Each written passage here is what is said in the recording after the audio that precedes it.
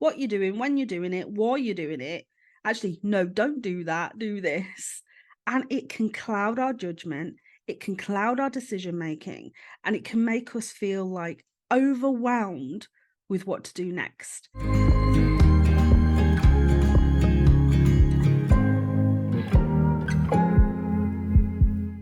Hello and welcome to this week's episode. So this week we are on part 2 of my 4-part mini-series. Last week we were all about dreaming and visualizing and creating your wedding vision board, which is great for you and also your suppliers. So today we're going to look at decisions and decision making. And a lot of us can be a little conflicted when it comes to decision making. We're not really good at it, or we second guess the decisions we make. So today I'm just going to give you a little kind of outline to help you whilst on this wedding planning journey, because there's going to be a million and one things that you've got to make decisions on.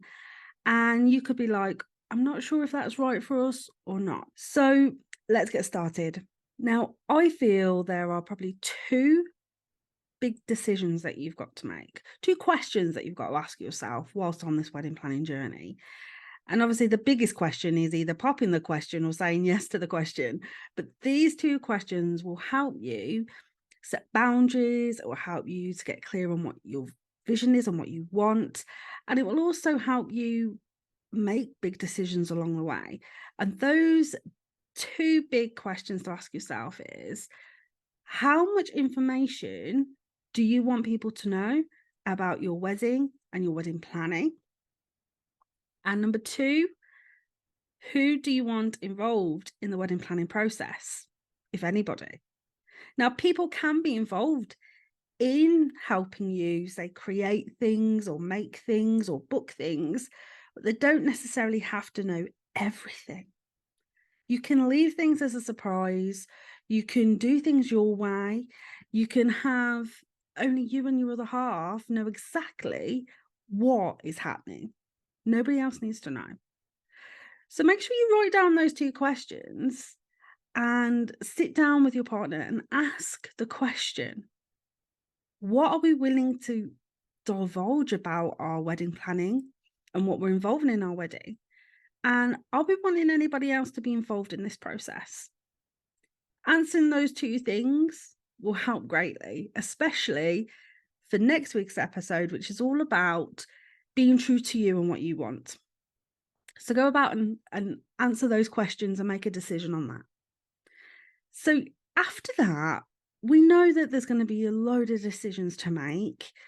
And I call this kind of the area like the 5 W's. We ask these kind of 5 big questions. And they are, number 1, what do we want? Number 2, where do we want it? Number 3, who do we want there? Number 4, what is important to us and why? And number 5, where do we want it? So those 5 kind of questions will open up the floodgates to a lot of other sub-questions, you could say. And you can make decisions on those as you go. So for instance, if you are like, okay, what do we want? Do we want a big wedding? Do we want a small wedding? You know, you're finalizing those things, or you're putting things in place that you know you want on your big day. Where do we want it? Do we want it in a barn? Do we want it in a hotel, registry office? Do we want to elope? Do we want to go abroad? Who do we want there? Close friends and family only. You're open to friends and family bringing partners and people that you don't necessarily know. So it's a big, big wedding, or witnesses only. It's up to you. So asking these questions and going along, you will find that you will answer them. You're maybe not sure on them. You might want to come back, and that's completely fine. Just make sure you write everything down. I think we get in a little bit of a muddle when we're not clear, when we're not setting a question out and answering it clearly. Once you've answered those questions, move on to the next. It sounds a bit like laborious because you're going to have to do this time and time again. And you're probably thinking, well, Kelly, why do I need to kind of answer these questions? Because other people have their opinions. People will want to stick their nose into your business and they will want to know what you're doing, when you're doing it, why you're doing it. Actually, no, don't do that, do this.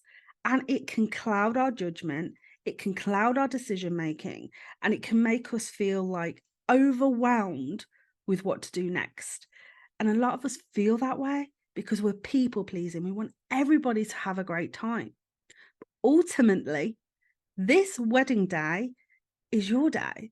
It's your big day to do what you want and how you want it. So when we're kind of a bit confused, a bit overwhelmed, stressed, what we want kind of goes out the window, and then we go back to the drawing board, and we can do that several times. So if you're doing it from the beginning and you're answering these questions, you can look back and go, okay, reset. This is what we want, and this is why we want it. Doesn't matter about Aunt Beryl and what she wants. This is what we want. So it's always good to start there. Pop it in your journal. I love journaling. So pop it in your journal, whatever it is, whatever questions are on your mind, answer them and do it straight away. Whatever comes in your mind, maybe write it in your phone, write it in your journal, write it down, get it answered, and you know it's done and it's clear. There's decisions to be made, obviously, when it comes to your suppliers and your vendors. And I like to make decisions based on two key things. Are they an asset for your wedding or are they a luxury? Now you're probably thinking, what does that mean? What are you on about, girl? So, for instance, if you are looking at supplies for your wedding and using it as an asset.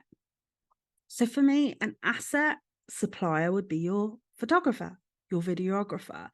I like to think of things that you may buy, such as jewelry. I'm trying to think. Maybe you've got somebody who's doing a painting at your wedding. Things that outlast your big day, I find, is an asset because it's not just a flash in the pan thing. It is something that you can remember your wedding by, even pass things down to your grandparents, grandchildren, that kind of thing. So it's an asset in a way that it outlasts your big day. A luxury is obviously the opposite. It's something that's probably just there for your big day. A sweetie cart, a wedding singer even, DJ, what else could there be? Even your wedding cake. To me, it's to see what things you can focus on that you can get the most of after the event.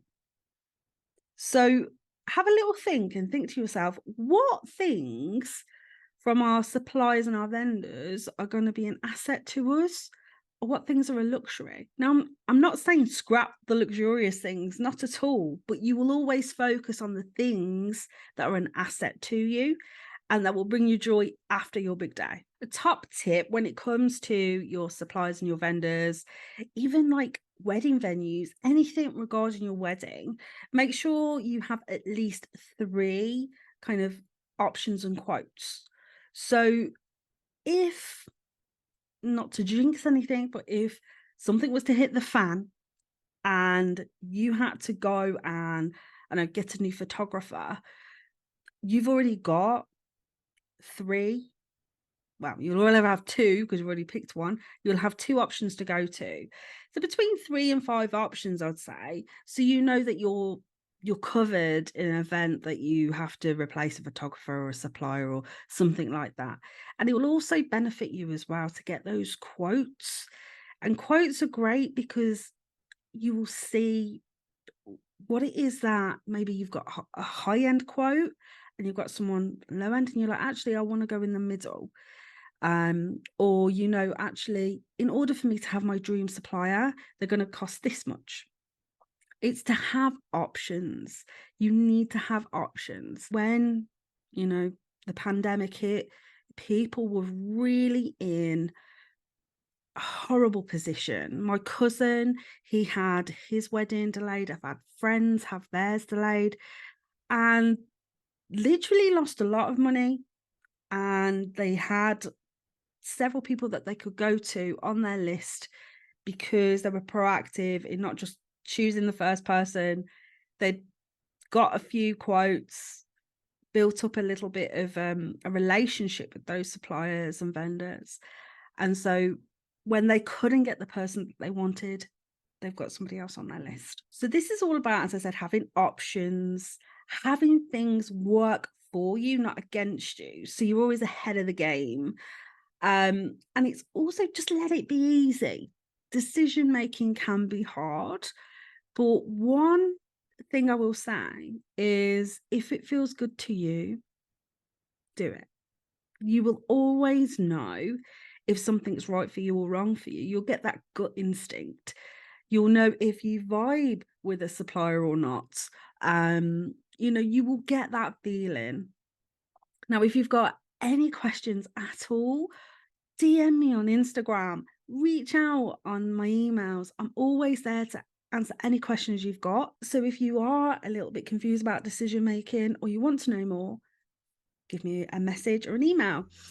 Next week, we are looking at being true to you. So this is sticking with the choices that you've made, setting boundaries, as I've said, and having that authentic wedding day so you're not interrupted by anybody else's opinions.